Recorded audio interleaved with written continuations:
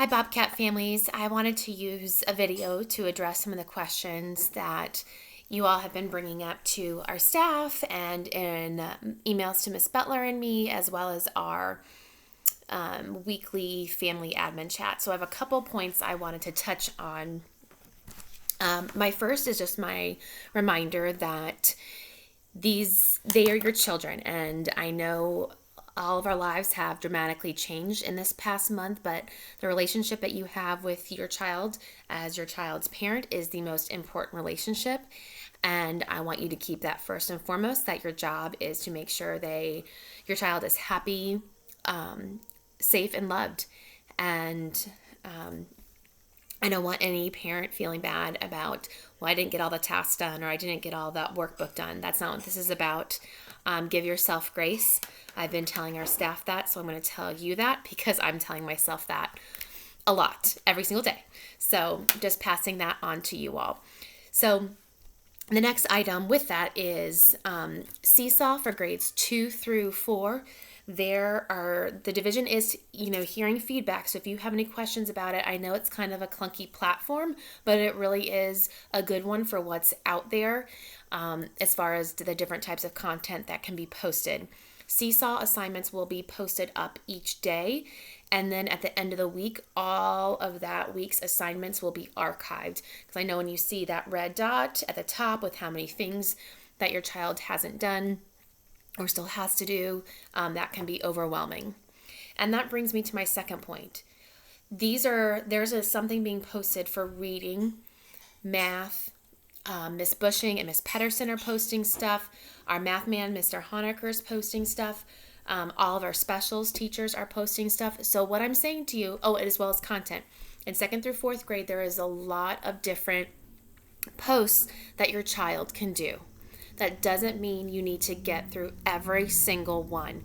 When you think about your child's day now in front of a computer to what your child's day was before, we weren't sitting in front of computers all day long in a school classroom. We were using it in little bits of chunks of time, and we were turning and working with one another. We were working in small groups. So the way your child's learning has changed in this past month is incredibly different. So we want you to be mindful about that. And if you feel like, they've been on this computer for like 2 hours, I think I need to stop that. That's great. That's okay. Don't worry if you don't get every single thing done. I know with my own 3rd grader, as we're figuring out our rhythm, which is definitely taking some time, I'm figuring out the amount of time that I want him on a computer versus running around and moving. So again, you know your child best. Your child's teacher is happy to work with any guidance or suggestions, but this is going to be a decision that we want you guys to feel empowered and supported in making. I know I kind of let my child choose where they want to start because I want to honor his or her interests. And from talking with my friends who are doing this at home, every family is different. So I just want to message that to you all as well. For our students that have, in kindergarten and 1st grade, that have the learning book, I know your teachers have also been sharing out some YouTube content or content in the learning map. This book is really a baseline for all kindergarten and 1st grade students that CCS could give all students. And then teachers really wanted to tailor and craft some lessons that were particular to what they had been doing. And so students still had some contact with their teacher and could have some attempt at a connection, even though it's over YouTube. So the learning map is an additional resource, as well as Epic and Dreambox. I had a great question from a parent last week. Well, do we first start with this and then we can move on? I think, again, you're going to have to decide that based on your child. Maybe this is what your child wants to do and seems really happy with that routine. That's fantastic. If you're battling your child a lot in this book, maybe some of the learning map content is where you want to start. So again, there is a lot out there. The goal is to really maintain those relationships with our Burley Marion community. And we're really trying to push the thinking on what to do with that. And the other goal is really keeping our kids as engaged as possible in being critical thinkers. And I know some of the tasks that kids are doing is not stuff that we'd ask them to do in the classroom, but we're trying to fill some of those pacing guide holes that they would have been doing had we stayed in school. So this is different. There is no right way and there is no wrong way. So I just want to empower you, and we are here to talk through it. We're all in this together, and I'm in it with you. So please just let me know how we can help talk you through this. Another question that got asked: do I need to check over my child's work before completing it? I hadn't even thought about this until I read that question. So that shows you how much work I am checking. Because I can't get to that in my day and still get my job done. So again, I think that depends on you as a parent and what your child needs. So if you can check over your work and you want to check over your work, great. And if you can't, great. Again, this is about giving yourself grace and being flexible on what you can do, where I am not expecting every assignment to be previewed by you before you submit it. We know that we are expecting our kids to do some of this on their own. And again, we know that it's different too. So give yourself grace. Seeing other questions. Okay, one of the other questions is, what can I expect from communication? As I've been fielding your questions with this, one of the things I've been saying is really a key job of mine is being mindful of how my staff is doing, because I want them to be happy, healthy, and safe during this time.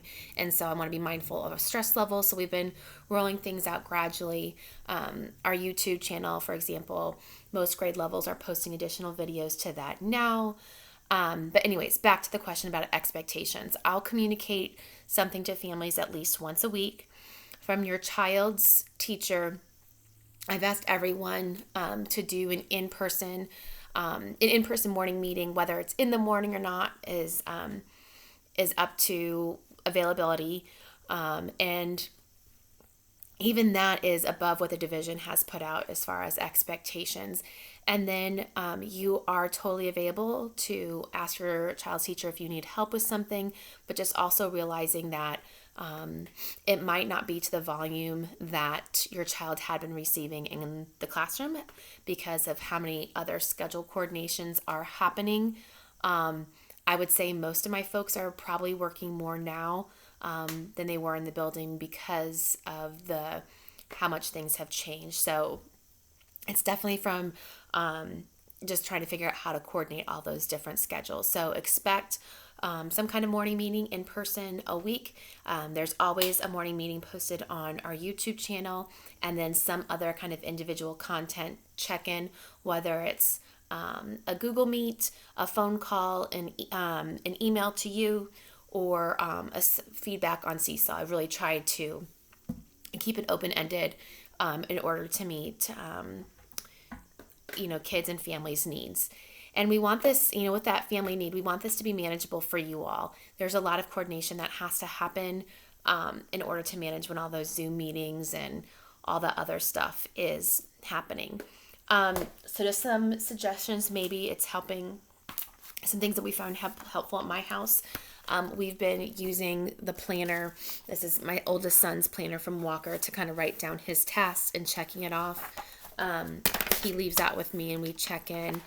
So writing things down and checking it off as you go, whether it's for the week or for each day, is a really helpful strategy. We call that executive functioning, and thinking about all the things you have to do that can sometimes get lost up here. So putting it onto paper does help. I hope this was a helpful attempt to clarify some of the questions. But again, we are figuring this all out together. Give yourself grace. And if you have any specific questions, please let me know. Every Thursday, we are meeting. We're doing a Zoom meeting from 8 to 8:30, just taking time to answer your questions about how things are going, what it is that you need. And we definitely want to get you what you need. So please don't hesitate to reach out to Adrienne, myself, or your child's teacher with anything that comes up. Shout out to our PTO. They've done an incredible job of supporting us and getting us access to resources. So when our community and families need them, we have those ready for us. So thank you so much. I hope this was helpful, and have a great day. We'll see, fingers crossed, for a good weather on Friday for our BMEville neighborhood parade. That was so rewarding to see everyone last time. So our staff is really excited about this Friday, and we will see everyone from a safe distance on Friday between 9 and 11. That information is attached to this email. Have a great afternoon.